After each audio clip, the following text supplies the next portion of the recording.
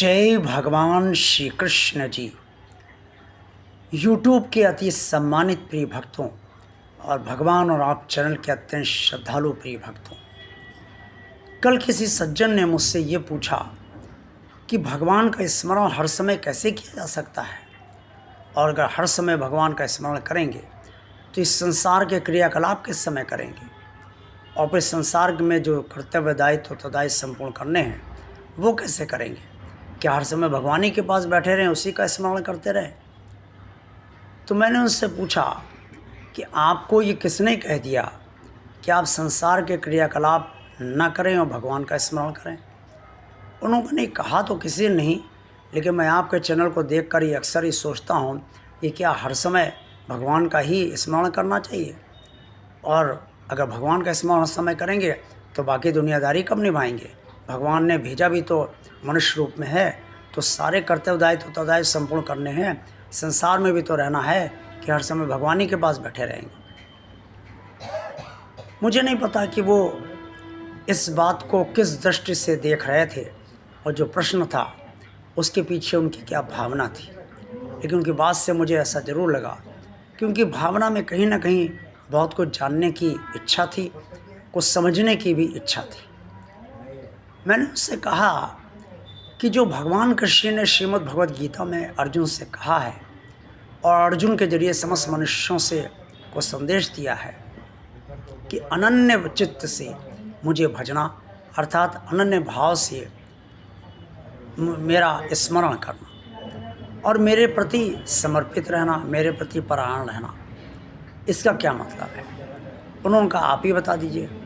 तो मैंने कहा कि अनन्य भाव का मतलब ये है कि त्रेता युग में सीता जी के पिता श्री जनक जी, जिनके बारे में सभी लोग जानते हैं कि वो हृदय से भगवान से जुड़े हर समय रहते थे, हर क्षण रहते थे। यहाँ तक कि जब प्रभु श्री राम के साथ उन्होंने सीता जी का कन्यादान करा विवाह के समय, तो उस समय भी वो भगवान का स्मरण कर रहे थे हृदय से, और उनका भगवान का के ध्यान में लीन थे, लेकिन सांसारिक कर्म भी कर रहे थे। पिता के रूप में सारे जो कन्यादान संबंधित कर्म होते हैं वो भी कर रहे थे। अब ये कैसे संभव होता है? तो मैंने उनसे कहा कि जब आप किसी व्यक्ति से दिल से जुड़े होते हैं तो उस समय हर समय उसका ध्यान आपको रहता है।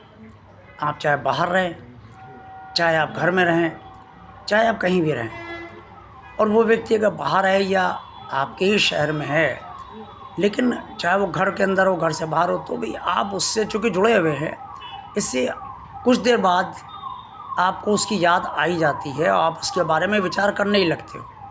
चाहे वो आपका बेटा हो, चाहे वो बेटी हो, चाहे पति पत्नी का रिश्ता हो, चाहे भाई बहन का रिश्ता हो, या चाहे अन्य कोई रिश्ता हो, क्योंकि जिससे आप दिल से जुड़े होंगे उससे आप हर समय उसका स्मरण आप जरूर करोगे। ठीक ऐसी स्थिति भगवान की होती है। जो भक्त भगवान से हृदय से जुड़ जाता है, सच्ची भावना से जुड़ जाता है, उसे भगवान गहराई से अपने से जोड़ लेता है।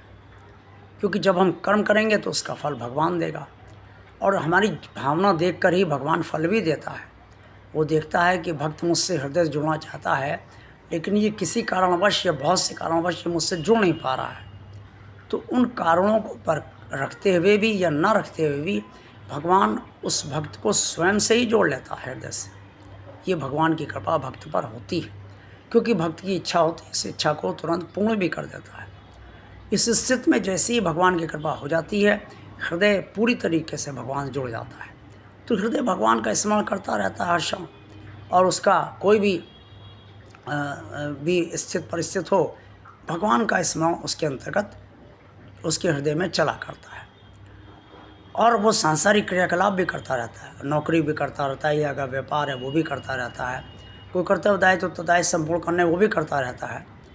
लेकिन कुछ लोग ऐसे होते हैं जो जब परेशानी आई तो भगवान से जुड़ गए और भगवान का स्मरण करने लगे, और जब तक परेशानी नहीं है वो अपने संसार में खोए हुए हैं। तो ऐसी स्थितियाँ जब होती हैं तो ये हृदय से जुड़ाव की नहीं होती, ये मस्तिष्क से जुड़ाव की होती हैं, ये मन की परेशानी के कारण उत्पन्न होती हैं। और ऐसे लोग जो होते हैं वो अगर सही शब्द में इस्तेमाल कर रहा हूँ तो स्वार्थी भी हो जाते हैं, क्योंकि जब स्वार्थ है तो भगवान को याद कर रहे हैं, और जब स्वार्थ नहीं है तो भगवान को याद नहीं कर रहे हैं। इसलिए ये स्थिति नहीं होनी चाहिए। इसीलिए जब हृदय से जुड़ाव हो जाएगा तो उस समय भगवान से जो हृदय से जुड़ाव बना रहेगा और सांसारिक क्रियाकलाप भी होते रहेंगे। तो काफ़ी देर तक उन सज्जन ने मेरी बात सुनी और उसके बाद उन्होंने कहा, कह तो आप ठीक रहे हैं, लेकिन मैं हृदय से कैसे जुड़ूं, क्योंकि मेरी भी वही स्थिति है कि जब मैं परेशानी में आता हूं तो ही भगवान को याद करता हूं। तो मैंने कहा कि आप जिस भगवान से जुड़े हुए हैं, जिस ईश्वरीय स्वरूप से जुड़े हुए हैं, उसी से प्रार्थना कीजिए कि वो आपको हृदय से जोड़े। अकस्मात कुछ नहीं होता है, धीरे धीरे ही सब कुछ होता है, और समय की प्रतीक्षा कीजिए, ऐसा हो जाएगा। उन्होंने कहा इसका फल क्या होगा? हमने कहा इसका सबसे बेहतर फल ये होगा कि भगवान हर क्षण आपके साथ रहेगा, क्योंकि आप हृदय से हर क्षण भज रहे हो, अनन्य भाव से भगवान को भज रहे हो। और अनन्य भाव से आप जब भजने लगोगे तो समर्पित और स्वयं भगवान के प्रति हो जाओगे। मृत्यु पश्चात आप भगवान के पास ही पहुँचोगे, और मृत्यु से पहले जीवन में भगवान आपके साथ हर क्षण रहेगा। तो इस संसार की जो भी स्थिति परिस्थिति होगी उसमें भगवान आपको आपके कर्तव्य दायित्व तथा संपूर्ण करने में भी आपके साथ हर क्षण बना रहेगा और आपकी मदद भी करता रहेगा। ये सब इसके जो है वो परिणाम आपको मिलेंगे।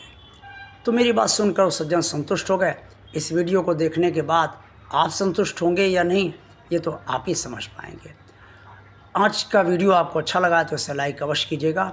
जिन श्रद्धालु भक्तों ने अभी तक भगवान और चैनल को सब्सक्राइब नहीं किया है किसी कारणवश, वो इसे भगवान का कार्य मानकर इसे सब्सक्राइब अवश्य कर दें, ताकि भगवान का कार्य आगे बढ़ता रहे।